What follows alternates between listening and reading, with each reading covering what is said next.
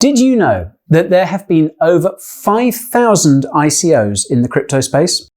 Most of these happened during the ICO booms of 2017 and 2018, with over $6.2 billion raised in 2017 alone. Only a handful of those 5,000 plus projects have managed to deliver what they promised, and many of those launched their mainnets this year. And now it's Filecoin's turn to be in the spotlight. It's been more than 3 years since Filecoin held its pre-sale and ICO, which together raised more than $250 million. And at long last, Filecoin's mainnet is here. My name is Guy, and today I'm going to tell you all about a crypto project which powers the economy of a new decentralized internet that is owned and operated by you and me. One which may someday be used on other planets.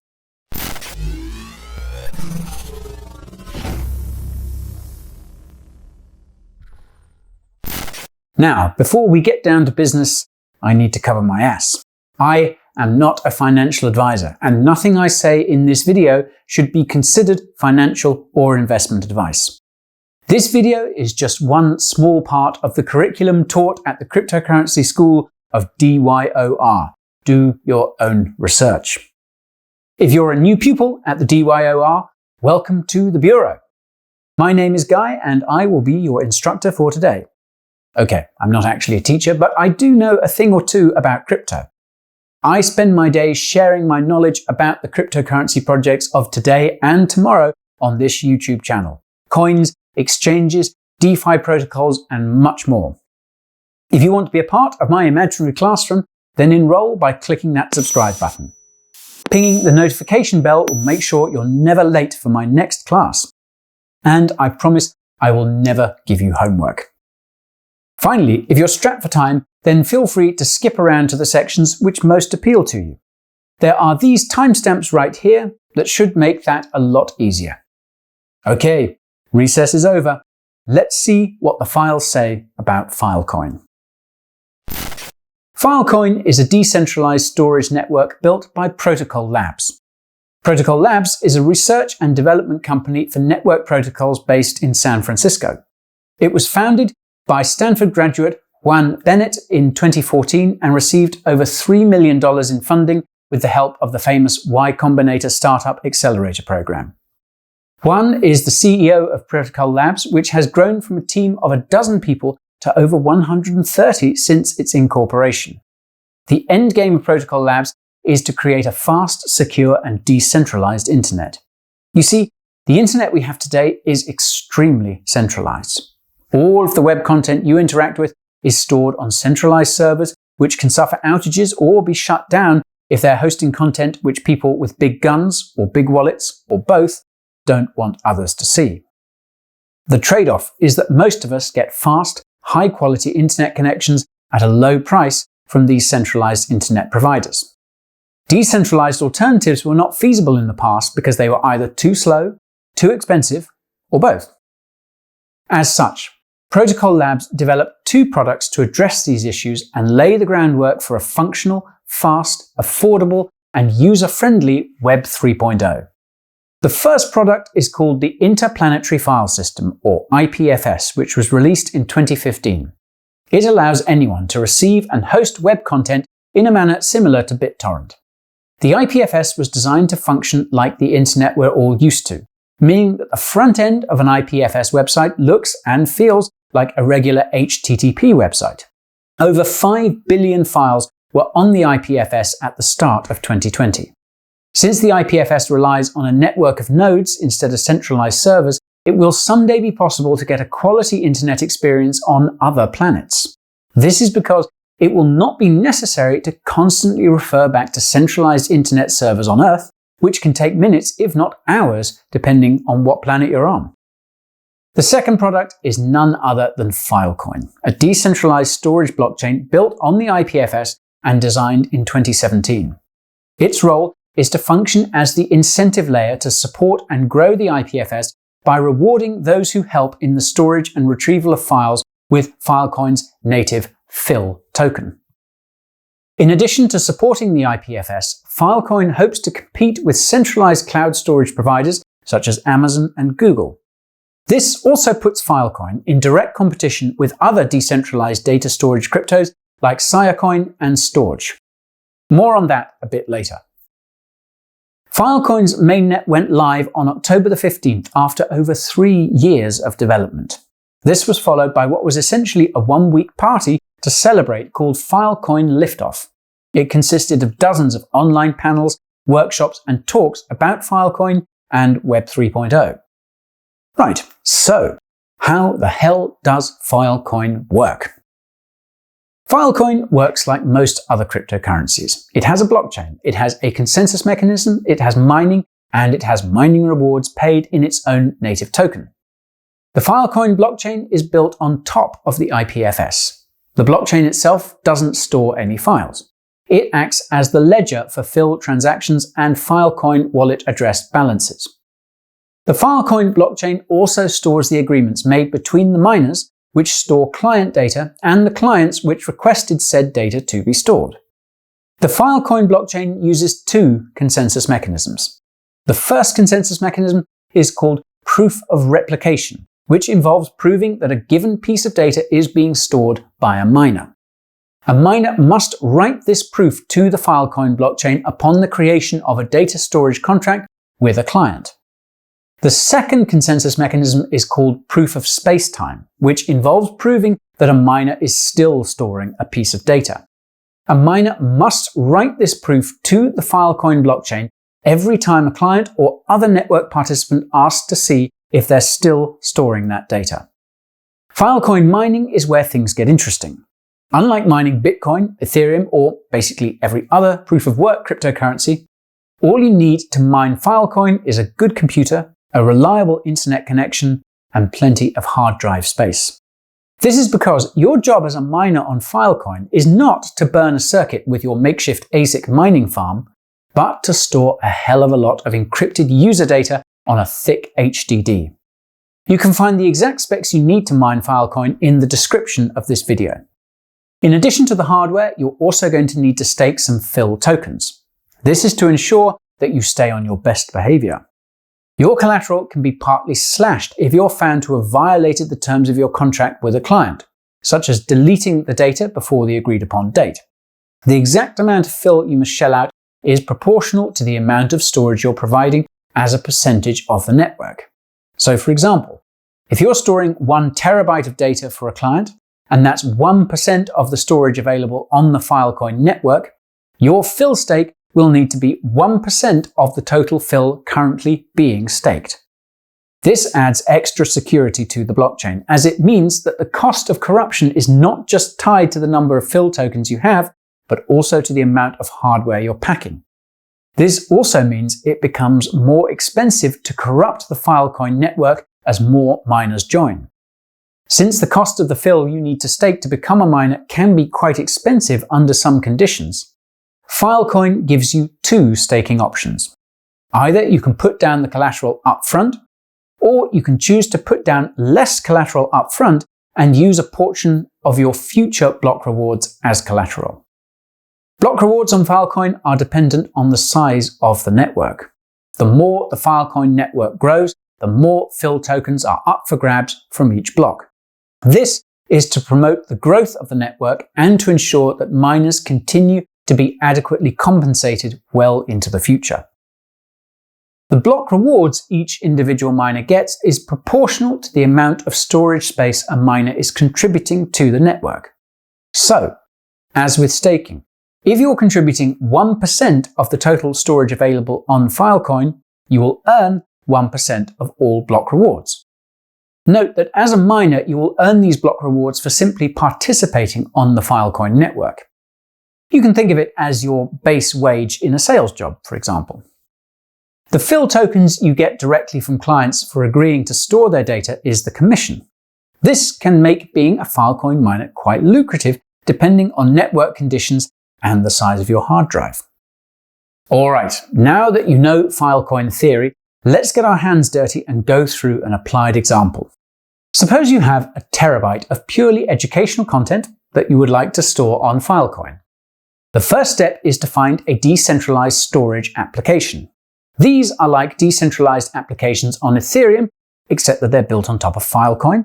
And since Filecoin is built on top of IPFS, decentralized storage applications look and feel like a regular website. What's more is that a Web 3.0 wallet like MetaMask isn't required to use them. They are quite literally the simple front-end application you use while the Filecoin network does all the magic in the background. A list of decentralized storage applications can be found in the Filecoin docs, which I've linked to below. These decentralized storage applications will let you set the terms for your data storage contract. This includes the duration of the contract, how many times you want the data to be replicated when it's stored, and how much you're willing to pay in FIL tokens for those conditions. You can even specify the specific storage miners you want to use.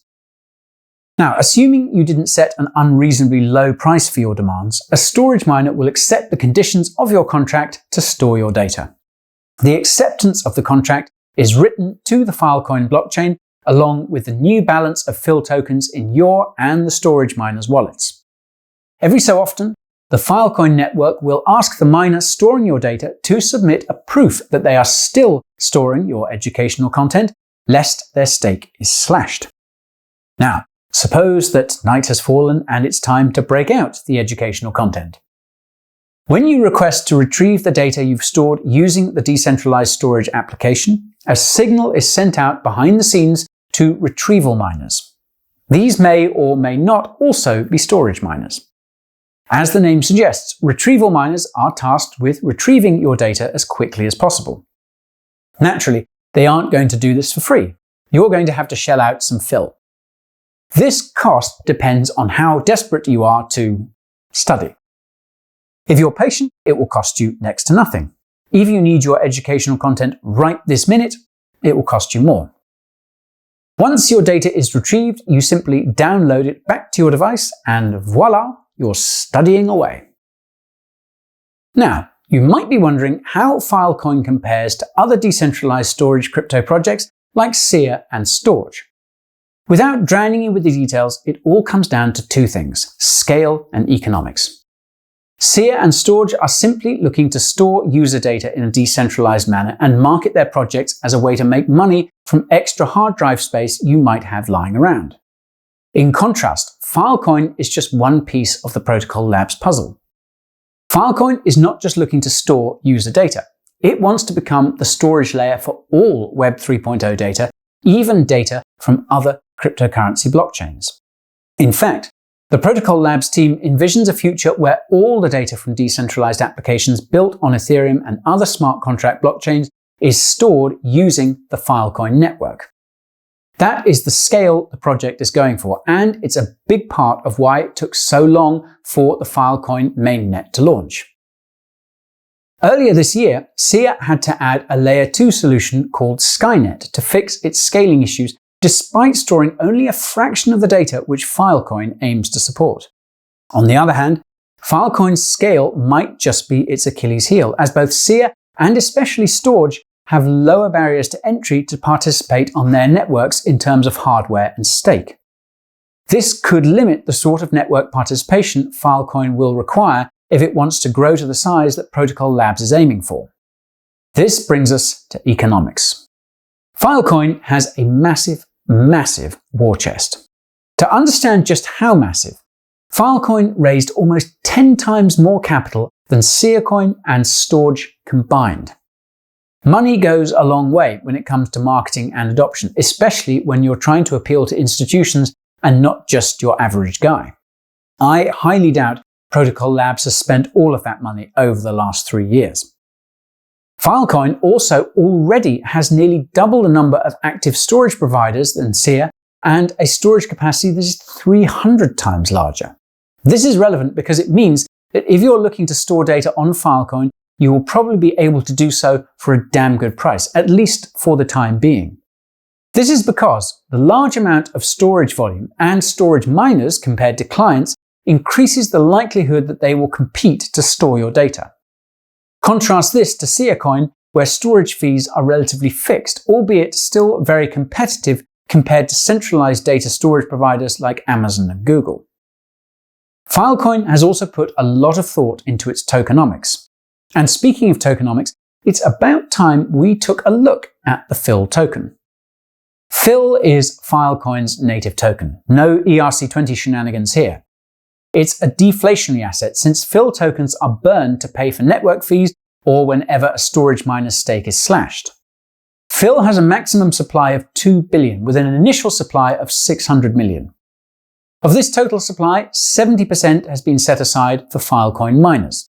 15% will go to Protocol Labs, 7.5% was sold during the 2017 ICO, 2.5% has been allocated to future fundraising and ecosystem development, and the last 5% was reserved for the Filecoin Foundation. The FIL tokens allocated to Protocol Labs and the Filecoin Foundation have a 6-year linear vesting schedule, whereas the tokens sold during the ICO are gradually vested with every Filecoin block that's mined and may last anything from 6 months to 3 years. For those who don't know, the Filecoin ICO caused a bit of controversy in the crypto space. This is because it was only open to accredited investors in the United States. This meant that the only people who were allowed to participate were those with more than $1 million in the bank, or an annual income of more than $200,000. Now, you can imagine my shock then when I opened up one of Filecoin's block explorers and saw that most storage miners on the Filecoin network are apparently located in Singapore. What's more is that the Filecoin Foundation and Protocol Labs appear to have all their allocated tokens already. Thankfully, they don't seem to have sold any. It's unclear whether these tokens are locked in a smart contract or if they're currently accessible by both parties. An important question, to say the least. Now, not much is known about the Filecoin Foundation. Now, this is unfortunate because apparently they will be given control over Filecoin by Protocol Labs at some point in the future. In any case, Filecoin has outlined the 3 economic stages the network will go through. In a nutshell, the emission rate of FIL tokens will decrease significantly as the network grows. You can read more about it using the link in the description. There is one last thing I need to touch on, and that is the future of Filecoin. Filecoin does not seem to have a clearly defined roadmap. I mean, they do have a roadmap that they started in March of this year, and it seems to end with the launch of the mainnet. It is possible, then, that they'll update it, so I will be sure to leave it in the description for your viewing pleasure. The lack of a concrete roadmap is not all that surprising, considering it is fundamentally just a cog in a much larger plan by Protocol Labs to create a new decentralized internet with IPFS. That being said, I think I may have an idea of what might be next for Filecoin. During my research, I stumbled across a GitHub repository called the Filecoin Improvement Proposal. From what I gathered, it looks like Filecoin community members will soon be able to table a Filecoin improvement proposal. Now, this is something quite fresh, as the GitHub repository for FIPS seems to be no more than a month old and does not offer many details on what the process will be to submit one, nor what the voting conditions will be, if any. Given the trend in crypto of transitioning to a decentralized autonomous organization, I would not be surprised if Filecoin went down that route. Then again, the fact that Protocol Labs recently modified FIL token rewards to appease angry storage miners gives me a second thought. I guess we will have to wait and see, and we will, of course, keep you updated. Alright, my Satoshi students, that's all for today's class on Filecoin. Before I recap what we learned today, I will give you a quick disclaimer. Although today's video gave you a bird's eye view of Filecoin, what's going on in the grass is subject to change. In other words, a lot of details about this project are still being hammered out. Some of these are important to know, and some of them may change even during the time it took to shoot and upload this video. With that out of the way, here's the file on Filecoin. Filecoin is a blockchain built on top of IPFS, which is a decentralized alternative to the centralized HTTP internet. Filecoin gives economic incentives to those who contribute storage space to the new decentralized web by rewarding them in FIL tokens. It seeks to be the data storage layer to Web 3.0, storing all the data from decentralized websites and applications regardless of what blockchain they're on. Despite a few minor quirks regarding FIL token allocation and emission, the Filecoin mainnet has been strong out of the gates, offering the largest amount of storage space of any existing decentralized data storage provider currently on the market. While an exact roadmap has not been hammered out, Filecoin seems eager to work closely with its community after spending years developing its network under pressure from investors. One of cryptocurrency's largest ICOs has come to fruition, and there is plenty to show for it. Right class, if you enjoyed this video, make sure to leave your teacher a big fat like for that greedy YouTube algorithm. Make sure to subscribe and ring that notification bell so you get notified next time class is in session. If you're a real keener and want some extra knowledge to take home, then subscribe to my weekly newsletter by hitting up the first link in the description. I'll give you the cheat sheets on all of the latest and greatest cryptocurrency projects, as well as a sneak peek of what cryptocurrencies I'm currently holding. That's all for now. Catch you later, crypto skaters.